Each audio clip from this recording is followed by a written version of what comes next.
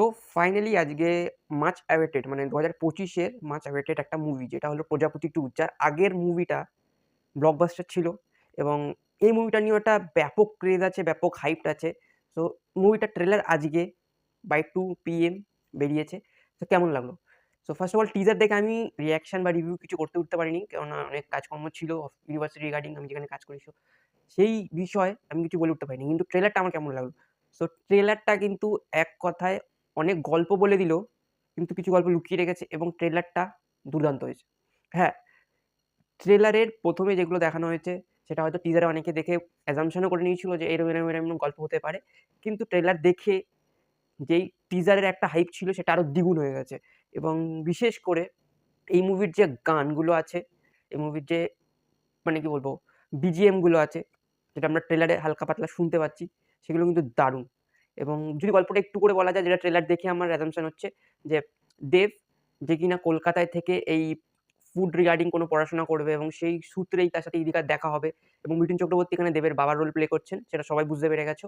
এবং অপরাজিতা আড্ড দেবের দিদি, খরাজ মুখোপাধ্যায় দেবের জামাইবাবু এরকম একটা রোল প্লে করছেন। সো তারা দেবের সাথে ইদিকার বিয়ে হবে এবং তারা হয়তো কর্মসূত্রে লন্ডন চলে যাবে এবং সেখানে গিয়ে হয়তো ইদিকার কোনো রোগে মৃত্যু ঘটবে এবং সেখান থেকে দেবের দায়িত্ব হবে তার মেয়েকে বড় করে তোলা এবং সে কিভাবে বড় করে তুলছে এবং একজন বাবা মানে যে মিঠুন চক্রবর্তী তার একটা বয়সকালীন একটা চিন্তা হয় যে ছেলে আমরা চলে যাওয়ার পর ছেলেকে কে দেখবে? সেই দিক থেকে তার একটা টেনশনে তিনি লন্ডন যাবেন ছেলের বিয়ে দিতে। যাতে জোর জবরদস্তি একটা বিয়ে করানো যায় যেটা সব বাবারই একটা চিন্তা থাকে। সেটা করার চেষ্টা করে সেটা একটা খুব মজাদার সিচুয়েশন আসবে এই মুভির ক্ষেত্রে এবং ট্রেলারেই দেখিয়ে দেওয়া হয়, মানে ট্রেলারেই দেখিয়ে দেওয়া হয়েছে যে কিছু নেগেটিভিটির দরুন মানে বলা চলে অনির্বাণ ভট্টাচার্যের বলছি, অনির্বাণের যে ক্যারেক্টারটা আছে, তিনি যেই কাজই করবেন দেবকে মানে কাজের ক্ষেত্রে এবং তার সেই কারণেই হয়তো দেবের চাকরিটা চলে যাবে এবং দেবকে ঘুরে দাঁড়ানোর জন্য মিঠুন চক্রবর্তী যেভাবে সাহায্য করবে অ্যাজ এ বাবা, সেটা নিয়েই এই মুভির এন্ডিংটা হবে এবং শেষমেশ কি দেবের বিয়ে হবে আবার? এবং যে দেবের লড়াইটা যে তার মেয়েকে বাঁচিয়ে রাখার এবং মেয়েরও হয়তো বিশেষ কিছু রোগ থাকবে, সেইটার জন্য যে মান্থলি একটা খরচা থাকবে সেটাও দেখলে হয়তো বুঝতে পারবে যে ট্রেলারে যে সে একটু স্ট্রাগল করছে। তো সবকিছু মিলিয়ে দেব কি জিতবে এই লড়াইয়ে? সেটাই হলো এই মুভির গল্প এবং বাবা হিসেবে মিঠুন চক্রবর্তীর যে আকাঙ্খাগুলো থাকবে সেগুলো কি পূরণ হবে? সো সেটাই এই মুভির মেইন প্লট এবং শেষের দিকে মানে নচিকেতার একটা গান দেওয়া হয়েছে যেটা কিনা একটা দেবের সবকটা মুভির ট্রেডমার্ক হয়ে গেছে যে নচিকেতার একটা গান থাকবেই দেবের এরকম একটা ইমোশনাল ড্রামা মুভিতে। সো সেটা কিন্তু দুর্দান্তভাবে খেটে গেছে এবং ভালোই লাগছে গানটা এবং সে একটা ইমোশনাল টাচ দিয়ে গেছে যে ডায়ালগটা বলেছে।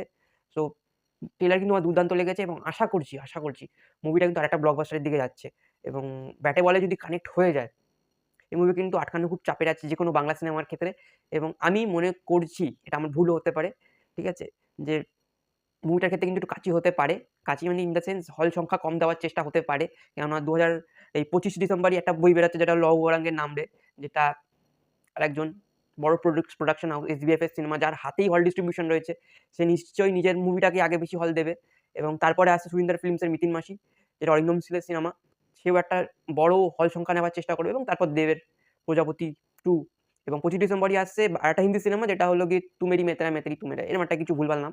সো কার্তিক আরিয়ানের এই মুভিটার এই ৩ টে মুভির মাঝখানে কিন্তু দেবের এই মুভিটা খুব হল সংখ্যা নিয়ে চাপে পড়তে পারে যদি ফার্স্ট ২ দিন বা ৩ দিন মানে বলা চলে সানডে অব্দি এর একটা ওয়ার্ড অফ মাউথ ভালো না তৈরি হয়, জেনারেট না হয়, তাহলে কিন্তু চাপ আছে। এবং আমি মনে করছি কিন্তু এই মুভিটা যদি ওয়ার্ড অফ মাউথ এর দিক থেকে একটু ভালোর দিকে চলে যায়, অনেক মুভির কিন্তু চাপ হয়ে যাবে। বিশেষ করে আমাদের লহ গৌরাঙ্গের নাম রে এবং লহ গৌরাঙ্গের নাম রে কিন্তু একটা অডিয়েন্স বেস আছে আমি বলছি। কেননা হ্যাঁ, এর আগে কিন্তু সৃজিত মুখার্জি এরকম অনেক মুভি বানিয়েছে যেমন 'জাতিস্বর' ছিল এবং এটা কিন্তু হিউজ হিট ছিল প্রসেনজিৎকে নিয়ে এবং সেরমই একটা জনারের সিনেমা আনছে এবং গুমনামি ছিল।